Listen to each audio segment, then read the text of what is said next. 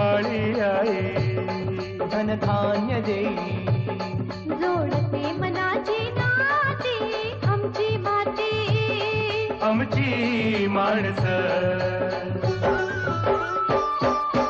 आमची माती आमची माणसं आमची माती आमची माणसं आमची माती आमची माणसं आमची माती आमची माणसं.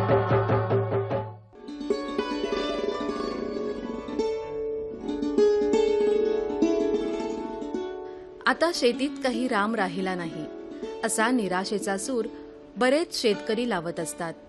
कोकणातील शेतकऱ्यांकडून भात शेतीच्या बाबतीत हे वाक्य बरेचदा ऐकायला मिळतं.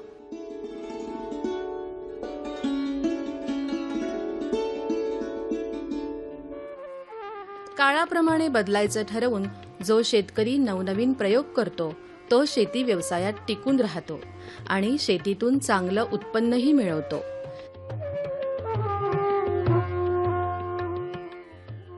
हाशिवरे गावच्या डॉक्टर संदेश मारुती पाटील यांनी ही गोष्ट एक उदाहरण म्हणून आसपासच्या शेतकऱ्यांसमोर ठेवली आहे. नमस्कार, मी डॉक्टर संदेश मारुती पाटील. मी मूळ हाशिवरे गावचा आहे, पण माझी शेतजमीन आणि जी काही जागा वगैरे आहे ती या जांभूळपाडी गावी आहे. माझं एकंदरीत क्षेत्र हे 24 एकर आहे आणि इथे मी मुख्य पीक म्हणून आंबा करतो. आणि आंबा वाढवताना ज्या काही मला अडचणी आल्या त्याच्यावर मात करण्यासाठी मी त्याच्या जोडीला काही भाजीपाला पिकं सुरू केलेली आहेत. कारण आंबा लागवड करताना हे सुरुवातीचे 7 वर्ष आंब्यातून फारसं उत्पन्न मिळत नाही आणि पहिले 4 वर्ष तर अजिबातच मिळत नाही. मग आंबा लागवडीचा जो उत्पादन खर्च आहे हा भागवण्यासाठी आम्ही भाजीपाला लागवड करतो आणि एकदा आंब्याची झाडं 4 वर्ष किंवा 5 वर्षाची झाली का मग तिथून भाजीपाला लागवड बंद करतो. 2000 सालापर्यंत आपल्या वैद्यकीय व्यवसायात व्यस्त असलेल्या डॉक्टर संदेश पाटील यांनी 2001 मध्ये आपल्या आंब्याच्या बागेत आंतरपीक म्हणून वेलवर्गीय भाजीपाला करण्याचं ठरवलं.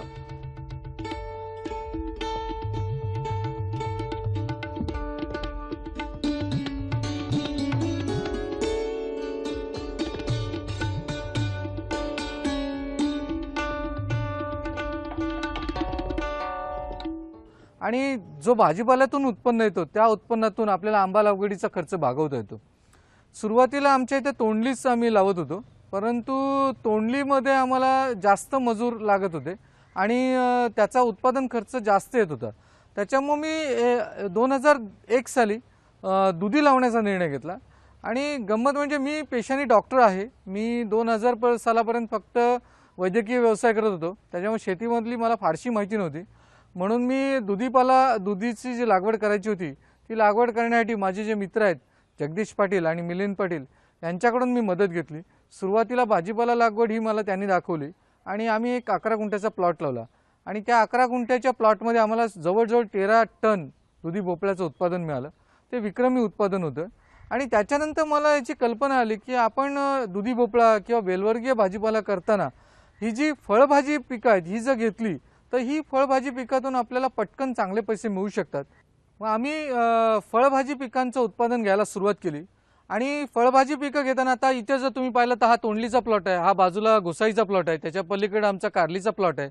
आता ॲक्च्युली हा आमचा पीक बदलाची वेळ आहे, त्याच्यामुळं हे आमचे प्लॉट्स आता फार चांगले दिसणार नाहीत तुम्हाला, पण आम्ही ज्याला जानेवारी फेब्रुवारीमध्ये नवीन हे प्लॉट्स ज्याला बहराला येतील तेव्हा ते खूप छान दिसतात. आणि ह्याच्यामध्ये आम्हाला कमी मजूरकरांवर आणि कमी खर्चात पटकन पैसे मिळतात आणि हा पैसा आम्हाला आंबा लागवड किंवा बाकीच्या गोष्टींसाठी उपयोगाला येऊ शकतो. आमच्याकडे तसं बघायला गेलं तर भात हे मुख्य पीक आहे आणि भातातून आता भात हे तसं तोट्याचं पीक ठरायला लागलेलं आहे. त्याच्यामुळे मी या आसपासच्या आमच्या शेतकरी बंधूंना पण ह्या भाजीपाल्याविषयी माहिती द्यायला सुरुवात केली आणि एक आमच्या इथल्या तरुण शेतकऱ्यांचा गट स्थापन केला आणि यांना मी भाजीपाला लागवडीविषयी प्रोत्साहन द्यायला सुरुवात केली. आज जवळजवळ पूर्वी आमच्याकडे एक 10 ते 5 गोणी भाजीपाला पिकत होता, पण आत्ताची परिस्थिती अशी आहे 10 वर्षामध्ये आमच्या इथून जवळजवळ 2 ट्रक भाजीपाला रोज वाशी येथे रवाना होत असतो. आणि त्याच्यामध्ये आमचे अनेक शेतकरी आहेत. त्याचंच उदाहरण द्यायचं झालं तर प्रकाश पाटील आहेत, नंतर अशोक पाटील आहेत, नंतर जवके आहेत. असे अनेक शेतकरी आहेत की जे शेतकरी आज पूर्णपणे हे भाजीपाल्याची लागवड करतात, पावसाळ्यामध्ये भात पिकवतात आणि हिवाळ्यामध्ये ते भाजीपाल्याचं उत्पादन घेत असतात आणि त्याच्यातून ते चांगलं उत्पन्न घेऊन आपल्या कुटुंबाची उपजीविका करत असतात.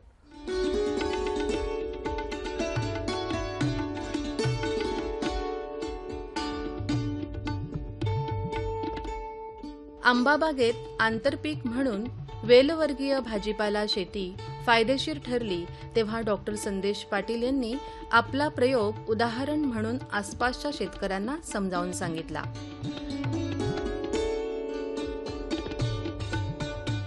भातशेतीच्या बरोबरीनं शेतकऱ्यांनी भाजीपाला पिकवावा यासाठीही डॉक्टर पाटील यांनी पुढाकार घेतला आणि लवकरच त्यांच्या प्रयत्नांना यश आलं.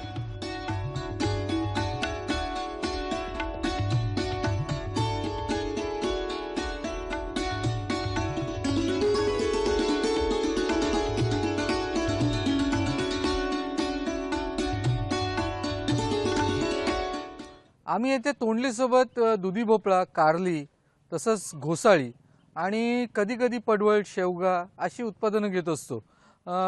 ज्या वेळेला आमचा पाऊस संपतो त्यावेळेला आम्ही दुधी भोपळा आणि कारलीची लागवड करतो आणि आम्ही उन्हाळी ही घोसाळीची लागवड करतो.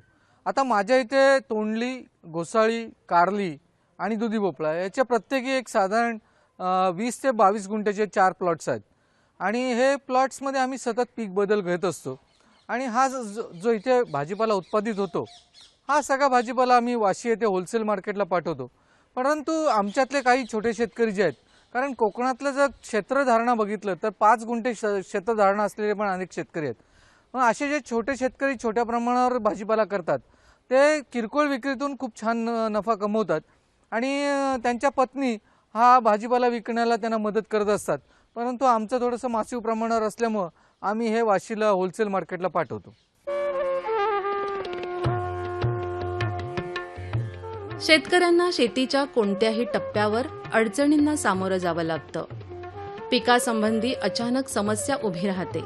त्या अडचणी समस्यांवर मात करण्यासाठी कृषी विज्ञान केंद्राच्या तज्ज्ञ संशोधकांचं सहकार्य आणि मार्गदर्शन महत्त्वाचं ठरतं.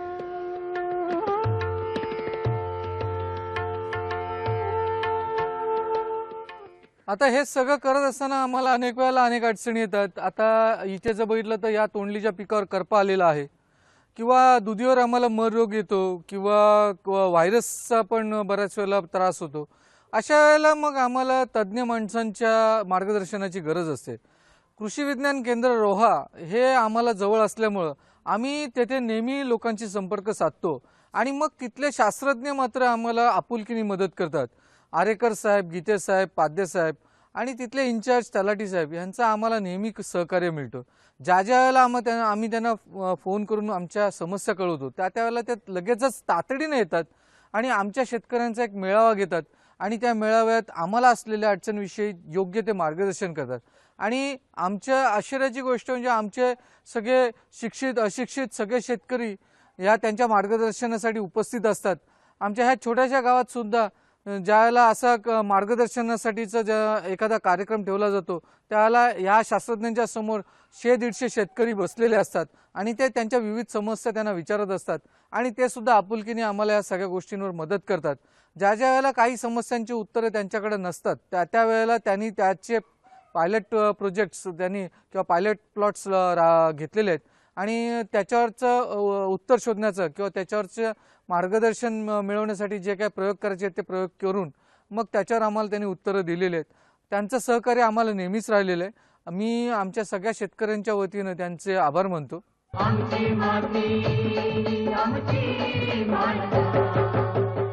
कृषी समृद्धीची गुरुकिल्ली. मंडळी, व्यावसायिकांना आर्थिक स्थैर्य आणि मजुरांना वर्षभर रोजगार मिळवून देणारा असा हा भाजीपाला लागवड व्यवसाय. डहाणू, ठाणे, वसई, तलासरी या भागात असं समृद्ध बागायत क्षेत्र आपल्याला पाहायला मिळतं. फलोत्पादन क्षेत्रात या भाजीपाला लागवडीबरोबरच एक महत्त्वाचा व्यवसाय केला जातो तो म्हणजे फुलशेती. नारळी, पोफळी आणि चिकू बागेमध्ये आंतरपीक म्हणून व्यावसायिक फुलशेती केली जाते. अशा आधुनिक फुलशेतीची माहिती आज आपण कृषी समृद्धीची गुरुकिल्ली या कार्यक्रमात घेऊया.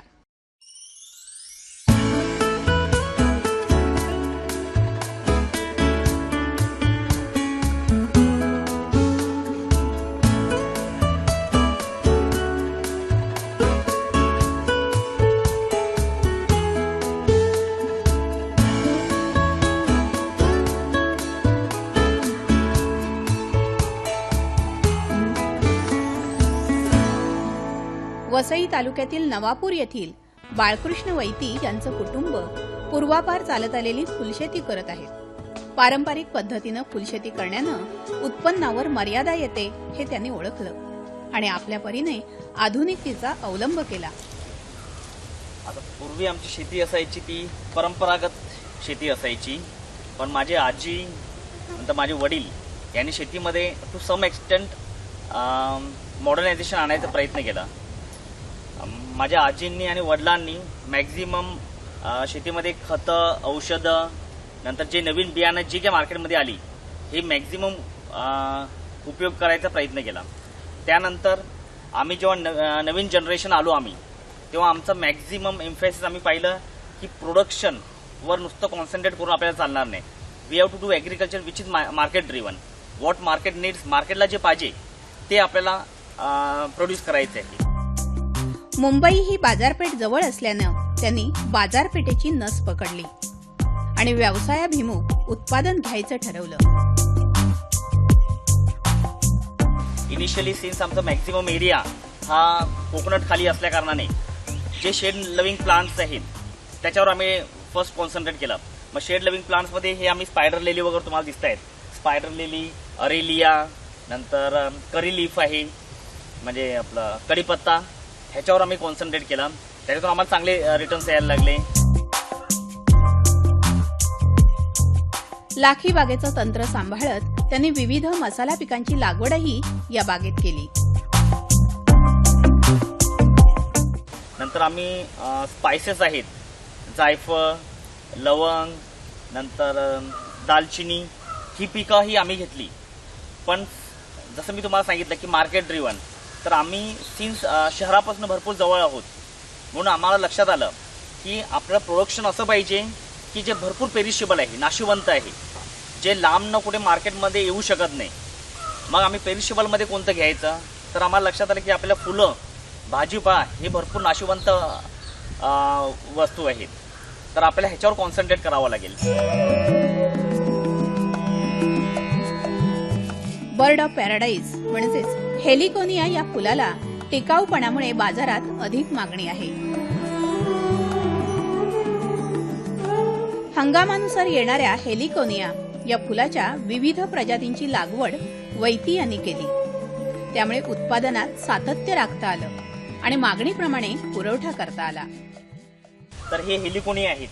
हे हेलिकोनियावर आम्हाला भरपूर चांगलं आपला इंटरेस्ट वाटला या पिकाबद्दल. ह्याचे मार्केट रेट्स पण भरपूर चांगले आहेत. नंतर ह्याचं जे आपलं लाईफ आहे ते पण चांगलं आहे. मग आम्ही हेलिकोनियाज हे जे फुलं तुम्ही पाहतात आता, तर ह्याच्या अराउंड आम्ही 52 व्हरायटीज आणले. तर ही व्हरायटी आहे सेक्सी पिंक. ह्याचं मार्केटमध्ये भरपूर चांगलं रेट आहे, डिमांड चांगलं आहे. ह्याचप्रमाणे अजून आमच्याकडे अराउंड 50 व्हरायटीज आहेत. ह्याच्यावर आम्ही कॉन्सन्ट्रेट केलं. त्यानंतर आम्ही ओपन कल्टिवेशनमध्ये सोनचाफा आहे, सोनचाफ्यावर कॉन्सन्ट्रेशन केलं. नंतर लिली, मोगरा ह्या पिकांवर कॉन्सन्ट्रेशन केलं आम्ही.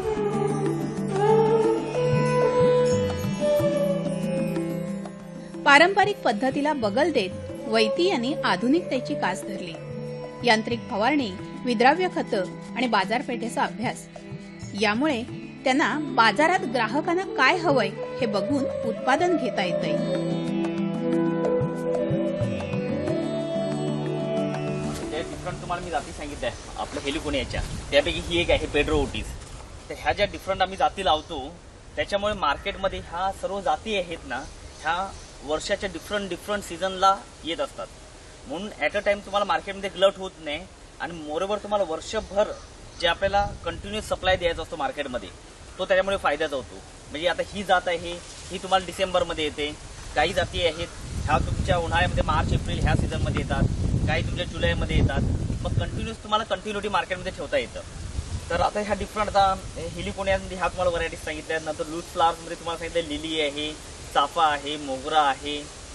हे डिफरंट तुम्ही जेव्हा फुलं मार्केटमध्ये देतात तेव्हा तुम्हाला ते व्यापारी आहेत हे तुम्हाला कंटिन्युअस सप्लायचं तुमचं जे ॲश्युरिटी राहतं म्हणून ते व्यापारी तुम्हाला कॉन्टॅक्ट करतात. त्याच्यामुळे तुम्हाला मार्केटमध्ये तुमच्याबद्दल एक ब्रँड तयार होतो आणि तुम्ही व्यवस्थित माल दिला मार्केटमध्ये तर त्याच्याबद्दल तुमचं ब्रँड तयार झाल्याने तुम्हाला मार्केटमध्ये प्रीमियम रेट्स मिळतात.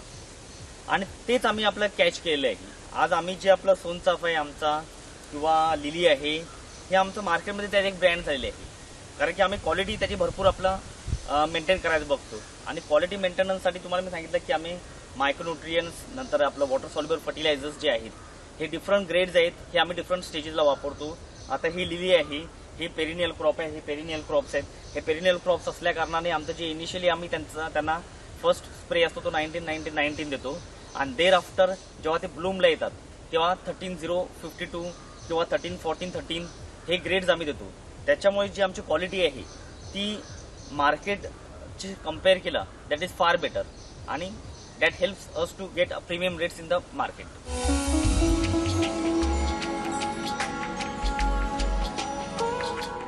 त्यांनी फुलशेतीला आधुनिक पद्धतीनं खत व्यवस्थापन केलंय.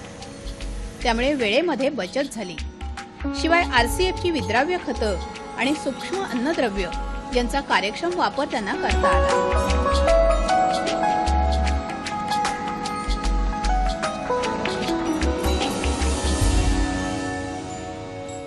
हे लिली जी पीक आहे ना याला भरपूर हावरं पीक म्हटलं जातं. यांना आपलं फर्टिलायझर्स वगैरे भरपूर लागत असतात.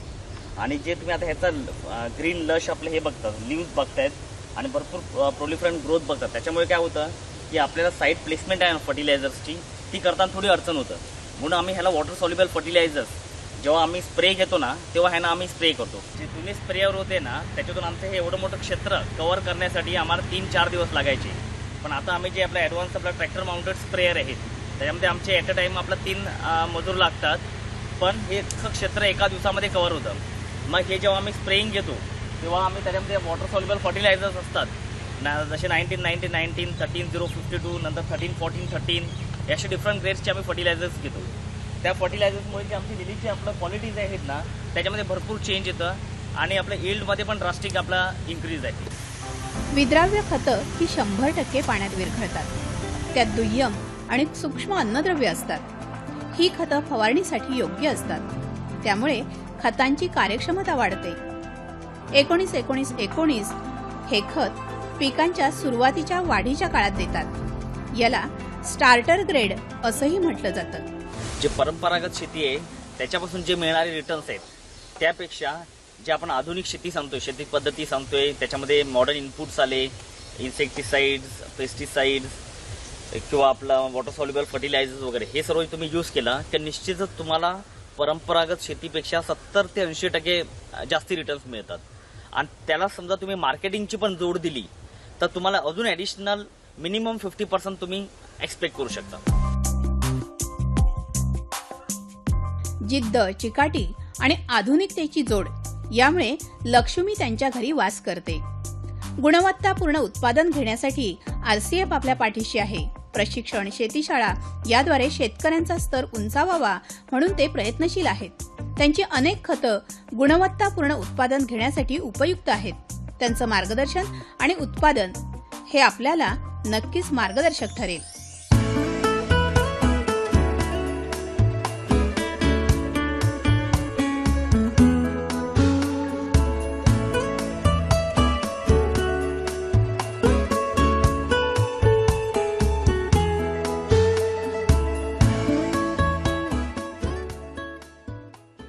कृषी समृद्धीची गुरु किल्ली. आमची माती आमची माती.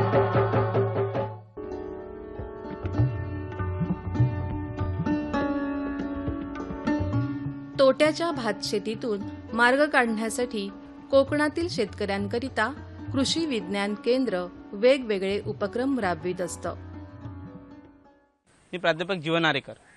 कृषी विज्ञान केंद्रामार्फत आम्ही रायगड जिल्ह्यामध्ये वेगवेगळे उपक्रम घेतो. त्या अंतर्गत आपण या जांभूळपाडा या भागामध्ये डॉक्टर संदेश पाटील यांसारखे जे शेतकरी आहेत जे भाजीपाला लागवड करतात त्यांच्या गटाने भाजीपाला लागवडीचं प्रशिक्षण वगैरे आहे किंवा त्यांना वेळोवेळी भेडसावणाऱ्या ज्या समस्या आहेत, भाजीपाला वेलवर्गीय भाजीपाला म्हटला की त्यामध्ये फळमाशीचा प्रादुर्भाव आपल्याला जास्त झालेला दिसून येतो.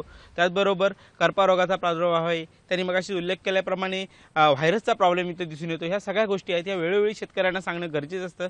त्यावेळी कृषी विज्ञान केंद्र त्याचबरोबर कृषी विभागाची काही प्रशिक्षण असतात, त्यामध्ये आम्ही तज्ज्ञ मार्गदर्शक म्हणून इथे येतो आणि शेतकऱ्यांना ज्या भेडसावणाऱ्या समस्या आहेत त्या त्यांच्या भागात येऊन त्यांना दाखवून त्या आम्ही सोडवण्याचा प्रयत्न करतो। त्यासाठी त्यांना आम्ही रक्षक सापळ्यांचा वापर आहे, जो फळमाशीसाठी चांगला वापर केला असता तर फळमाशीपासून आपण आपल्या पिकाची समस्या जी फळमाशीची आहे या पिकांवरती आपण रोखू शकतो। त्यायोगे आपल्या उत्पन्नात भर पडते। अशा वेळोवेळी ज्या गोष्टी शेतकऱ्यांना भेडसावतात त्या गोष्टी आम्ही कृषी विज्ञान केंद्रामार्फत समस्या सोडवण्यासाठी प्रशिक्षण घेतो, प्रात्यक्षिक घेतो। आणि त्याचबरोबर इथे जो एक मर रोग येत होता, दुधी भोपळ्यावर मर रोगाचा प्रादुर्भाव जास्त होत होता, त्यासाठी आम्ही डॉक्टर संदेश पाटील यांच्याकडे एक प्लॉट घेतला होता। तिथे त्या प्लॉटवर आम्ही वेगवेगळ्या पद्धती म्हणजे कुठल्या औषधाने आपल्याला त्याच्यावर नियंत्रण मिळता येईल याची एक प्रात्यक्षिक घेतलं होतं। त्यायोगे आपण त्यांना एक चांगला उपाययोजना दिली आणि त्यायोगे त्यांचे प्लॉट जे आहे ते काही प्रमाणात तो मर रोगाचा आहे प्रादुर्भाव कमी करू शकलो आहोत। त्यामुळे निश्चितच असे शेतकरी जेव्हा पुढे येतात आणि आम्हाला त्यांच्याकडे सहकार्य आम्ही ज्या आमच्या परीने देणं शक्य होतं ते देतो आणि त्यायोगे बाकीच्याही शेतकऱ्यांनी असं संदेश पाटलांसारखं पुढे यावं आणि भाजीपाल्यामध्ये आपली उत्तुंग भरारी घ्यावी असं आम्हाला वाटतं।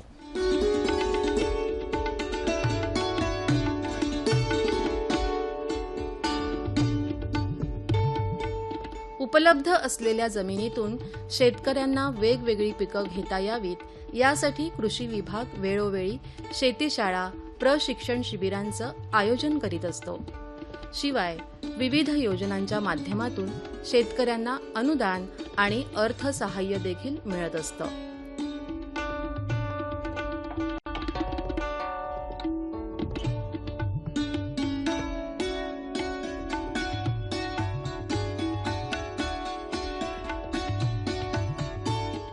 नमस्कार, मी सचिन भोईर, कृषी परिषद अलिबाग। आपण ह्या परिसरातील शेतकऱ्यांना विविध योजना राबवत असतो।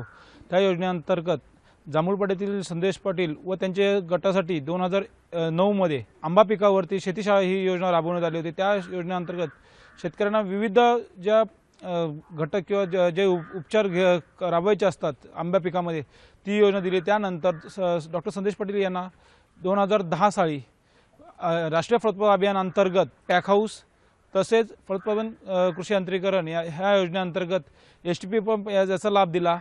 तसेच 2011 मध्ये डॉक्टर संदेश पाटील यांना आपण आंबा पिकासाठी रायपनिंग चेंबरचा लाभ दिला। त्यानंतर 2012 मध्ये राष्ट्रीय फलोत्पादन अभियानाअंतर्गत शहरी भागासाठी भाजीपाला पुरवठा कार्यक्रम या योजनेअंतर्गत 30 लोकांचा एक गट स्थापन करून आपण त्यांना कारली ह्या पिकाच्या भाजीपाला लागवडीसाठी आपण लाभ देण्यात आला।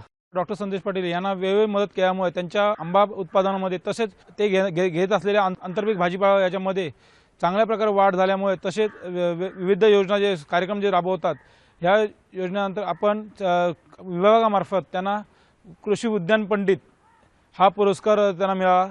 तसेच आपण ह्या अलिबाग तालुक्यातील सर्व शेतकऱ्यांना आवाहन करतो की ज्या कृषी विभागामार्फत किंवा ज्या त्यांना शेतीविषयक समस्या असतील त्याचं निवारण करायचं असेल तर आपल्या तालुका कृषी अधिकारी कार्यालय अलिबाग यांचे संपर्क साधावत आपल्या सर्व तोपरी मदत केली जाईल याचे आम्ही जाहीर आवाहन करतो।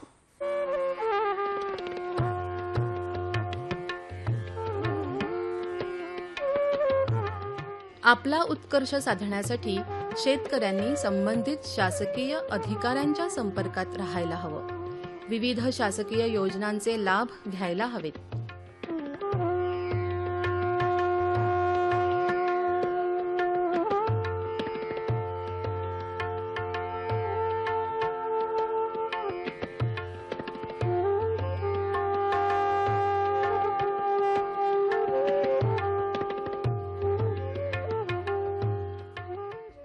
कृषी विभाग महाराष्ट्र शासन यांच्या वतीने सुद्धा आम्हाला खूप काही मदत मिळते। ज्या काही शासनाच्या विविध योजना असतात त्या योजना त्या आम्हाला इथे माहिती करून देत असतात व त्यांचा लाभ देत असतात। शेततळ असो किंवा शेतीशाळा असो, सचिन भोईर नावाचे आमच्या इथले सुपरवायझर आहेत, त्यांनी आमच्या इथे एक शेतीशाळा सुद्धा घेतली होती। त्या शेतीशाळेला मी स्वतः मार्गदर्शन सुद्धा केलेलं आहे। शेततळ्यांची स्कीम असेल, पॅक हाऊस असेल, रायपनिंग चेंबर असेल, माझ्या स्वतःच्या बागेत रायपनिंग चेंबर, पॅक हाऊस यासारख्या जे फॅसिलिटीज आहेत त्या आम्ही शासनाच्या योजनेतून राबवलेल्या आहेत। तसेच फळ लागवडीविषयी ज्या काही योजना आहेत त्या योजना सुद्धा आम्ही राबवलेल्या आहेत। 2 वर्षापूर्वीच शहरी भाजीपाला पुरवठा योजना नावाची एक अत्यंत महत्त्वाकांक्षी योजना शासनाने राबवली होती आणि त्या योजनेतून आम्ही येथे 3 गट स्थापन केले होते अलिबाग तालुक्यामध्ये। एक गट या जांभूळपाडा गावातून आम्ही कारली लागवड योजनेसाठी घेतला होता आणि जवळजवळ त्या गटाला 14 लाख रुपयाचं अनुदान हे शासनातर्फे वाटण्यात आलेलं आहे आणि त्याचा फायदा माझ्या सगळ्या शेतकरी बंधूंना झालेला आहे। आणि त्याच्यामुळं इथली लागवडसुद्धा वाढलेली आहे आणि लोकांनी त्याचा फायदा घेऊन त्याला प्रतिसादसुद्धा चांगला दिलेला आहे। त्याच्याबद्दल मला ह्या सगळ्या शेतकऱ्यांच्या वतीनं मी शासनाचे आणि कृषी विभागाचे सुद्धा आभार मानतो।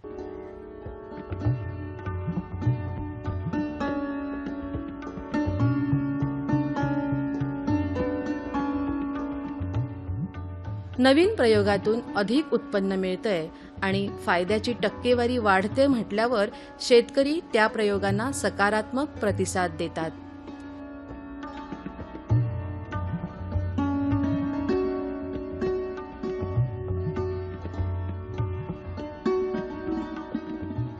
भाजीपाल्याचं हे आंतरपीक कोकणातील भात पिकवणाऱ्या शेतकऱ्यांना नवी दिशा दाखवील यात शंका नाही। आता ही आंतरपिकं घेताना याच्यातून साधारण जर उत्पादनाचं गणित घातलं तर साधारण एकरी आपल्याला एका सीझनला 1 लाख रुपयाचं उत्पादन सहज मिळतं आणि ते उत्पादन आपल्याला खर्च वजा जाता म्हणजे त्याच्यातून चांगला नफा शिल्लक 40 ते 50 हजार रुपये एका सीझनला, म्हणजे जर वर्षाचं गणित घातलं तर एका प्लॉट मग आपल्याला साधारण 1 ते 1.25 लाख रुपये फायदा होऊ शकतो आणि त्याच्या ह्या फायद्यातून आपण आपल्या शेताची डेव्हलपमेंट किंवा आपल्या बागेची डेव्हलपमेंट किंवा आंबा लागवड करण्यात आपल्याला त्याची गुंतवणूक करता येऊ शकते। तसंच कुटुंब चालवण्यासाठी सुद्धा त्याचा उपयोग होऊ शकतो। मी माझ्या ह्या परिसरातील ह्या शेतकरी बंधूंना हे पटवून दिलेलं आहे आणि माझ्या पावलावर पाऊल ठेवून हे माझे आजूबाजूचे सगळे शेतकरी हे आता आंतरपीक घेत आहेत आणि आपण जर कोकणाचा विचार केला तर कोकणामध्ये अशी परिस्थिती असते भात पीक घेतल्यानंतर बाकी वर्षभर कोणी काही करत नाही, पण जर आमच्या ह्या परिसरातील शेतकऱ्यांच्या सारखं जर तुम्ही अनुकरण केलं आणि भाताच्या नंतर जर त्याच शेतात पूरक म्हणून भाजीपाला लागवड जर केलीत तर आपल्याला सुद्धा चांगला फायदा होऊ शकेल हे मी या कोकणातल्या शेतकऱ्यांना सांगू इच्छितो।